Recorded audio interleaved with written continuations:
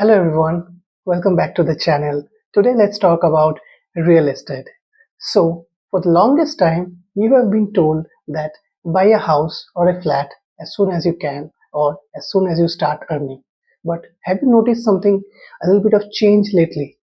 Like the people who earns the most, people who understand money the most, they have been renting and investing the rest of their money elsewhere.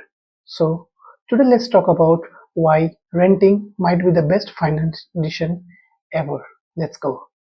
So, we have been sold this dream of ownership that once you buy a flat, you have made it. But what's the real story behind it? Let's get into it.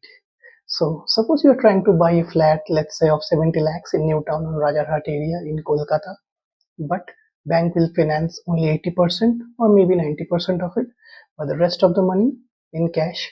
You have to make sure you have it before the registration. Next, the registration and the stamp duty. It's 7.1% in your town and Rajarhat area, almost 5.5 lakhs. Next, maybe some interiors, maybe some furnitures. Everything comes down to almost 10 to 15 lakhs. That liquid money you need to have on yourself. Where will that money come from? That money will come from breaking your F disk, asking for help from your parents, or taking some or maybe full money from your mutual fund. Your liquid money vanishes. Your financial freedom gone. And if you have bet everything on one asset, which is your house. So the next thing you know, you are locked into EMI, maybe 50,000 per month for the next 20 years. Why are the top corporates in Bombay and Bangalore are renting?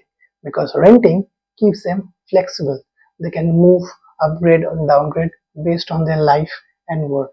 They don't want to tie up 15 to 21 lakhs of rupees into one asset. So they want to keep that money aside and invest that in maybe stocks, mutual fund or something else that actually grow.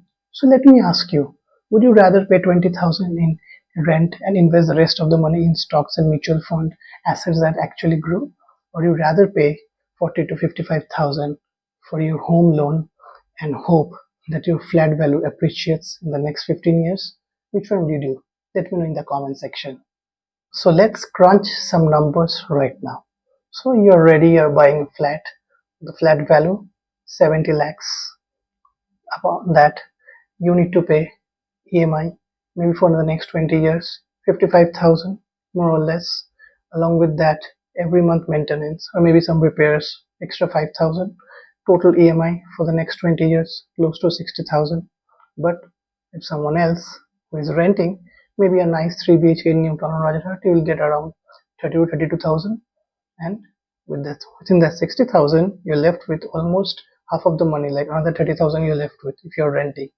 But with the rest of the money you can use it like to buy stocks, buy mutual fund or any assets that grow and will give you return almost CAGR of 12 to 15%. So a person who has bought a flat has only one asset right now and still paying EMI, while other part who is renting has financial freedom, and over the next 5 years with that money he has saved into stocks and mutual fund can grow up to 20 lakhs with compounding. So let's think about it. Imagine your job shifts, but or if you want to move closer to your kids' school, or you want to try life into some other city. If you are renting, you just pack everything and go. But if you have a flat, then you need to think again, because either you have to sell it or you have to rent it. If you have to sell it, you have to pay capital gains, wait for this flat to be sold. If you're renting, you have to be a landlord, you have to deal with agents, brokers, and maintenance. But someone who is renting, it keeps their lifestyle very agile and their finances diversified. That's what real wealth builders do. They avoid tying everything into one location. What if the property prices rise? You're absolutely right. The properties in Rajarhat and Newton area give a modest 2 to 6% on an average CAGR in the last 5 years. Now compare it with a nice mutual fund. Average 12 to 15%. Compare it with a nice stock over the long period. Same, almost 15%.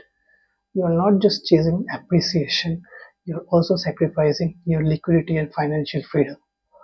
Also, the rental yield in Newtown Rajarhat area is just 2 to 5%, so you're better off in renting and investing the rest. Look, I'm not saying never buy a property or a flat, but buy only when you have zero debt.